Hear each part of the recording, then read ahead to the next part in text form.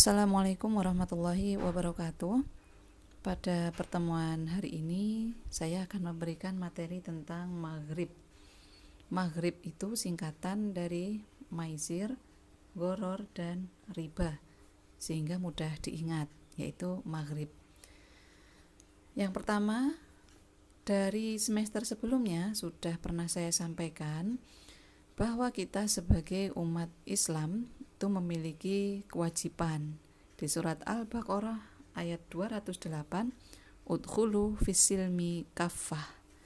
Jadi Allah memberikan perintah. Perintah itu tidak bisa kemudian ditawar, ya, udkhul. Jadi masuklah kamu fissilmi, ke dalam Islam itu secara kafah, menyeluruh. Artinya apa? Baik dari secara akidah, kemudian secara syariah dan akhlak, maka kita harus mengikuti bagaimana prinsip-prinsip pedoman Islam itu.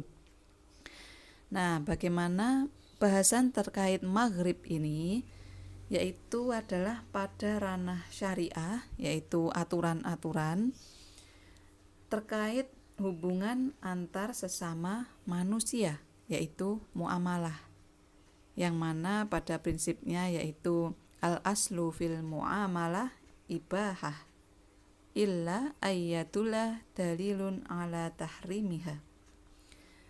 Bahwasanya segala sesuatu dalam bermuamalah itu boleh.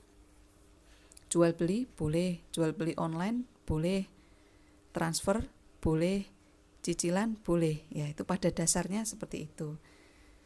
Illa ayatullah dalilun ala tahrimiha, illa kecuali ada dalil itu yang kemudian mengharamkan. Nah, apa saja yang diharamkan dalam Islam itu yang akan kita bahas hari ini, yaitu maisir, goror, dan riba, yang mana hal ini dijelaskan lebih lanjut di usul fikih atau fikih muamalah untuk lebih detailnya. Kemudian selain maisir, goror, dan riba, ini memang masih ada beberapa ya. Contohnya prinsip-prinsip keridhaan, sukarela, tidak ada yang terdolimi itu. Nah, hari ini saya akan membahas yang pertama, yaitu maisir. Maisir memperoleh sesuatu yang sangat mudah tanpa kerja keras atau mendapatkan keuntungan tanpa berusaha. Ya. Nah, secara ringkasnya, maisir itu apa? Judi atau spekulasi.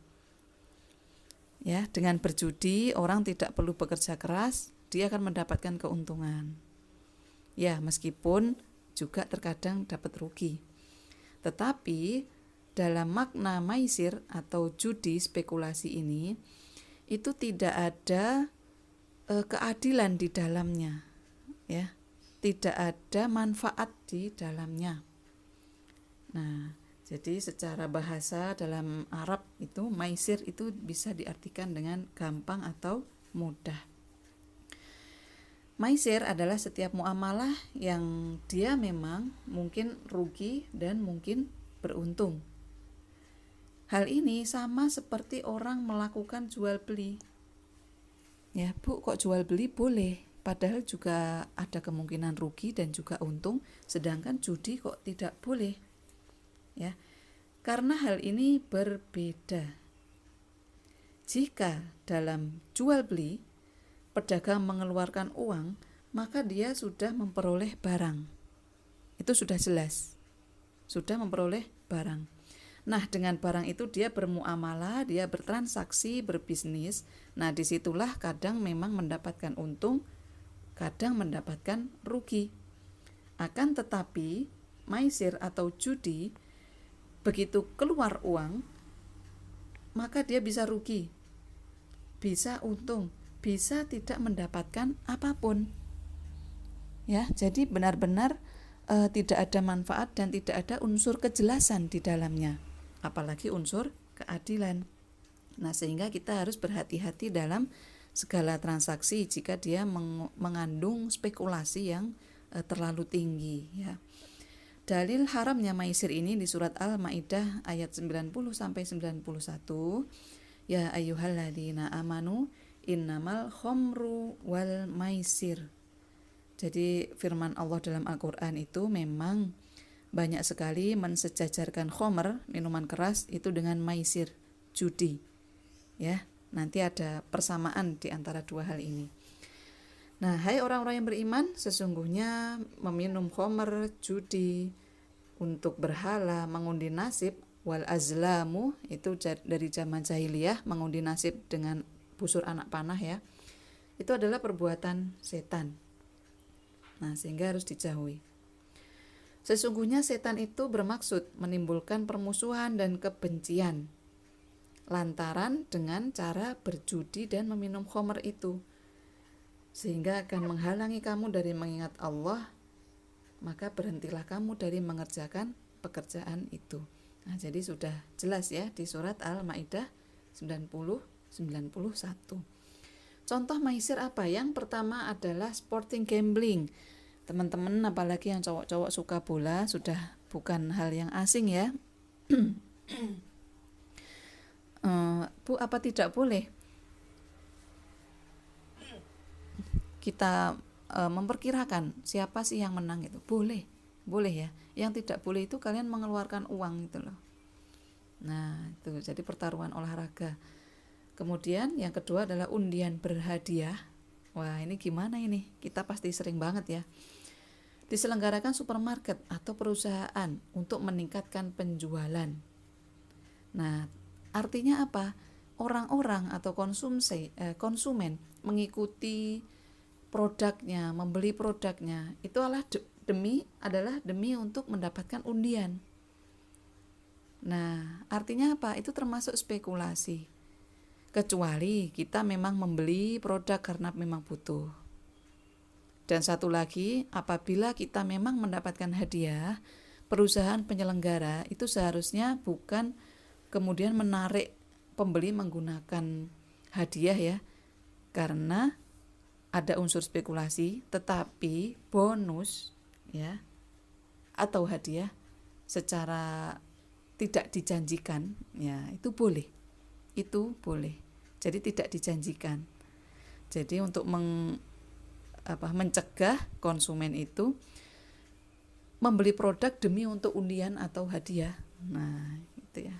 Jadi kalau memang perusahaan berniat memberikan bonus, memberikan penghargaan, itu boleh, tidak dijanjikan di awal dan tidak ditentukan berapa jumlahnya. Seperti itu. Kemudian yang ketiga, asuransi. Ya, asuransi itu termasuk adalah ada unsur judi atau spekulasi. Apabila kita membayar premi dalam jumlah tertentu, belum tentu ada klaim, dan apabila tidak ada klaim, uang itu hangus ya, seperti itu tidak diperbolehkan. Materi tentang asuransi itu ada sendiri ya penjelasannya jika ingin memahaminya secara ekonomi Islam. Nah, innamal khomru wal maisiru. Jadi bagaimana pendekatan judi ini? Kenapa selalu disejajarkan dengan khomer ya, minuman keras? Yang pertama, statement untung-untungan. Ya, jadi tidak rasional, tidak logis, tidak berdasar. Lah itu judi. Kalau jual beli kan masih logis. Kita punya perhitungan, kita punya strategi marketing dan lain sebagainya. Nah, contohnya bagaimana tidak logis dan tidak berdasar itu? Misal, seorang profesor kemudian berhadapan dengan seorang kuli misalnya ya, atau ya tukang beca atau yang berbeda gelar pendidikannya, bermain judi, yaitu misalnya apa? Lempar dadu. Bisa nggak itu dihitung? Bisa nggak diestimasi siapa yang menang? Tidak bisa kan? Nah, kalau berbeda dengan jual beli, semua bisa dihitung, bisa diestimasi. Nah, itu. Yang kedua, dampak ekonomi dari adanya perjudian ini adalah tidak ada pengaruhnya terhadap sektor real, terhadap agregat supply, demand, dan tidak produktif. Jadi kita paham ya bahwa Islam itu selalu berorientasi kepada maslahah yang berdampak terhadap sektor real. Itulah kenapa pasar barang ya itu lebih diutamakan daripada pasar uang atau kita bermain saham. Karena bermain saham itu tidak ada dampaknya di sektor real. Sekitar berapapun miliar triliun pada sektor saham kan tidak ada pergerakan ekonomi pada sektor real. Nah, berbeda dengan pasar hewan, pasar buah, pasar sayur gitu. Nah, bagaimana letak haramnya judi ini jika dibandingkan dengan jual beli? Ya, kalau aliran investasi sama. Ketidakpastian juga sama. Ya, ada pasti dan tidak pasti, untung atau rugi. Nah, kaitannya dengan sektor real tadi loh, tidak ada jika hal itu merupakan judi atau spekulasi. Hendaknya suatu aliran itu harus membawa manfaat seperti aliran darah gitu ya, perumpamaannya.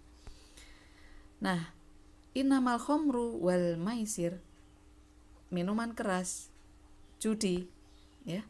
Kenapa disejajarkan di Al-Quran?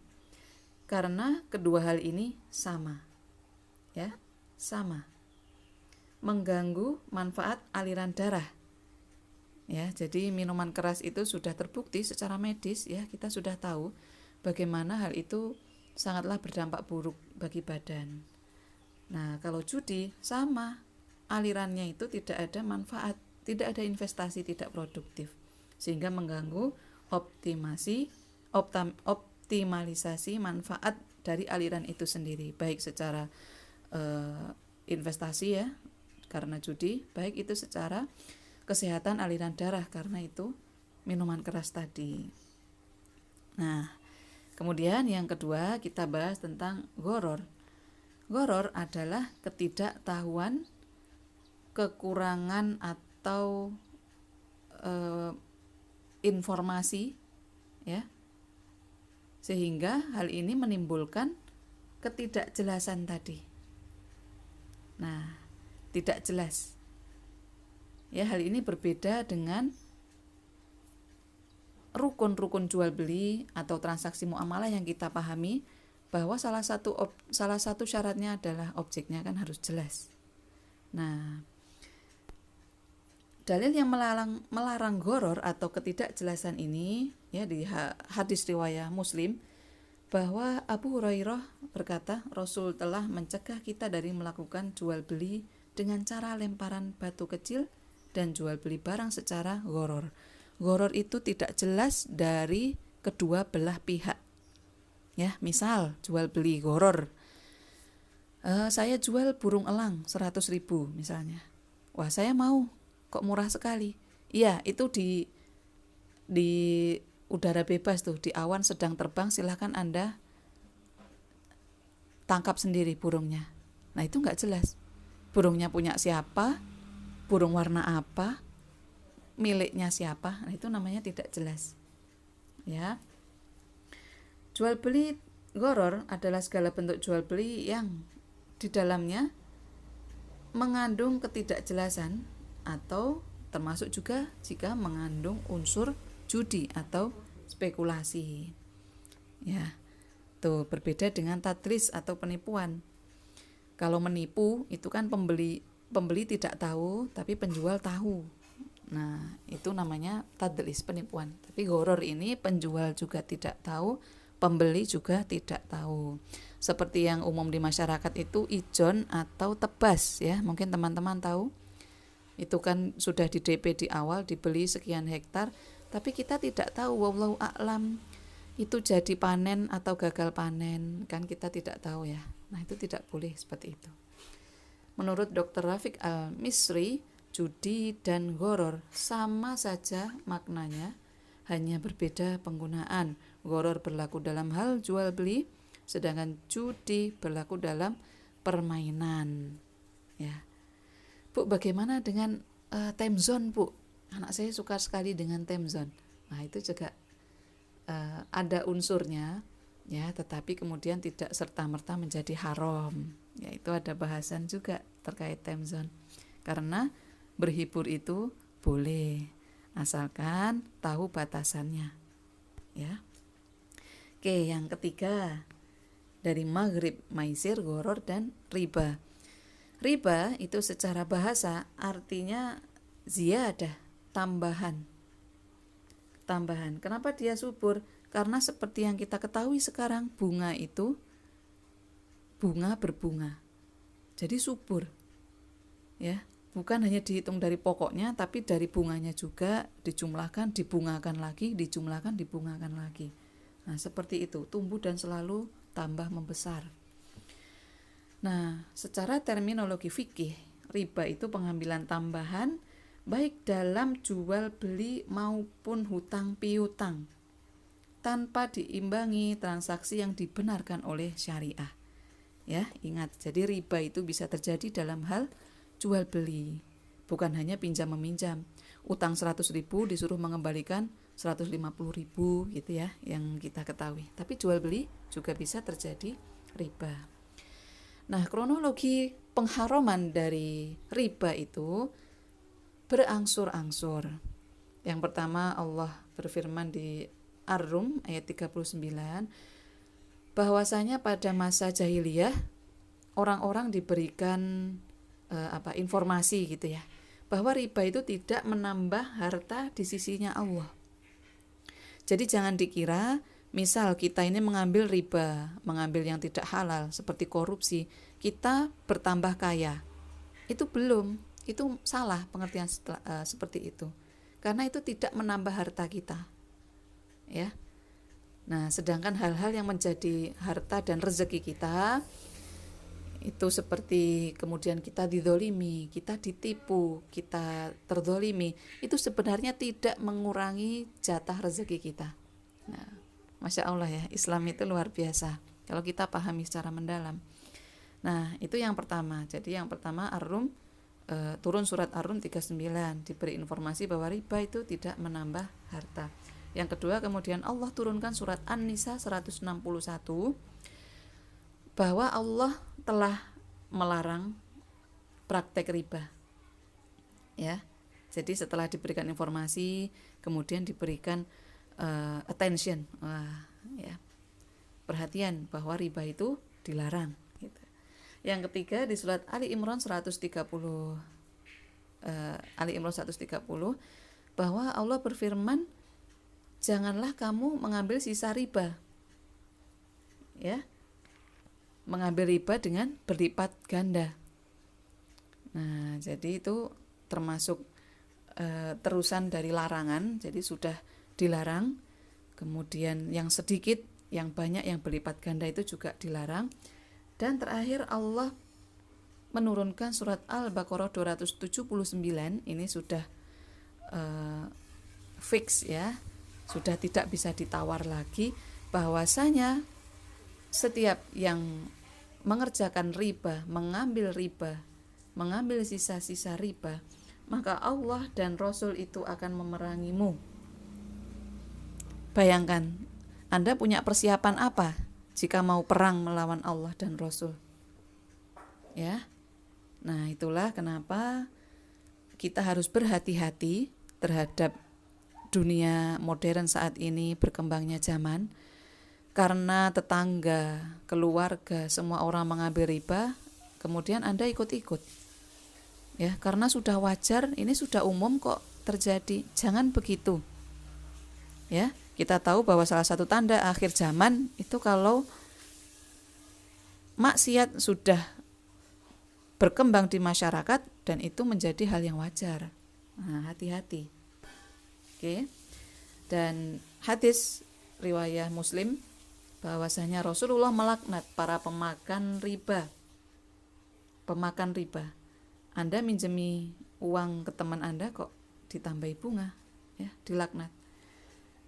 Yang kedua, yang memberi makan dengan cara riba. Anda mencari nafkah dengan cara mengambil riba. Wah, hati-hati. Ya. Atau Anda sedang kepepet butuh uang, kenapa kok pinjamnya ke pemakan riba? Ke rentenir, ya, ke bank plecit. Lah Anda kan sudah tahu itu riba. Anda termasuk juga kena dosa. Dan para saksi, orang-orang yang bekerja, karyawan yang bekerja yang di perusahaan itu menerapkan prinsip riba. Nah, itu mereka semuanya sama. Ya, jadi dilaknat berdosa. Nah, berdasarkan hadis riwayat Muslim. Nah, kemudian ada juga hadis yang menjelaskan bahwa jauhilah 7 perkara yang membinasakan. Apa saja itu? Yang pertama, syirik, mensekutukan Allah. Yang kedua, sihir. Yang ketiga, membunuh. Yang keempat, makan harta anak yatim.